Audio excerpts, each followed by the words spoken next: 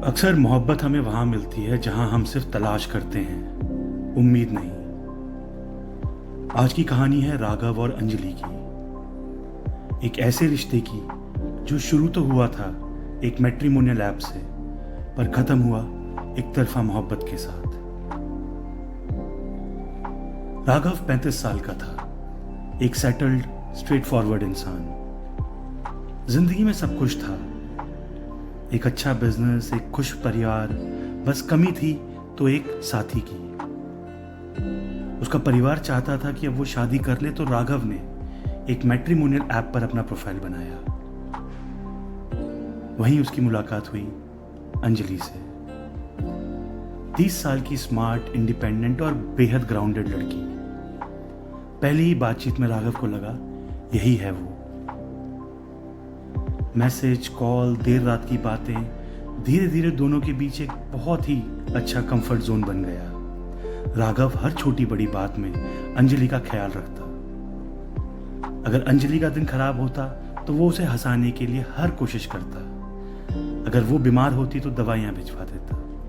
कभी वो उदास होती तो घंटों तक सिर्फ उसकी बातें सुनता। राघव के लिए अंजलि अब सिर्फ एक प्रोस्पेक्ट नहीं थी, बल्कि उसकी पूरी दुनिया बन गई थी। लेकिन अंजलि, उसके लिए राघव सिर्फ एक अच्छा इंसान था। वो बातें करती थी पर कैजुअली। वो अप्रिशिएट करती थी पर उसी अंदाज में जैसे किसी दोस्त की तारीफ की जाती है। कभी कभी वो कई दिनों तक रिप्लाई नहीं करती और राघव हर बार बहाने ढूंढ लेता। शायद कहीं बिजी होगी, शायद फैमिली के साथ होगी, शायद ऑफिस का काम कर रही होगी। दिल जानता था कि ये रिश्ता दोनों तरफ से बराबर नहीं है, लेकिन मोहब्बत तो वहीं होती है ना, जहां उम्मीदें दिल से बनती हैं, हकीकत से नहीं।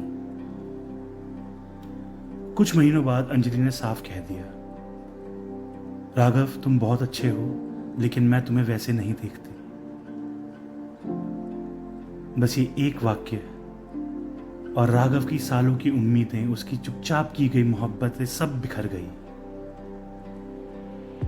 वो मुस्कुराकर बोला, कोई बात नहीं, खुश रहना। पर उस मुस्कान के पीछे कितने आंसू थे, ये सिर्फ वही जानता था। अंजलि अब उसकी जिंदगी का हिस्सा नहीं रही, पर राघव अब भी उसकी डीपी देखकर हल्की सी मुस्कान दे देता है। उसने अपनी डायरी में लिखा है, प्यार अगर सच्चा हो तो उसे पाने की जरूरत नहीं होती, बस उसकी खुशी में ही मोहब्बत पूरी हो जाती है। तो दोस्तों, ये थी राघव की कहानी, एक तरफा मोहब्बत। कभी आपने भी किसी को इतना चाहा है कि उसकी नजरें कभी आप पर रुकी ही नहीं और फिर आप उसे पूरे दिल से चाहते रहे? कमेंट में बताइए और ऐसी ही दिल को छू लेने वाली कहानियों के लिए सब्सक्राइब कीजिए आपका कहानी वाला दोस्त।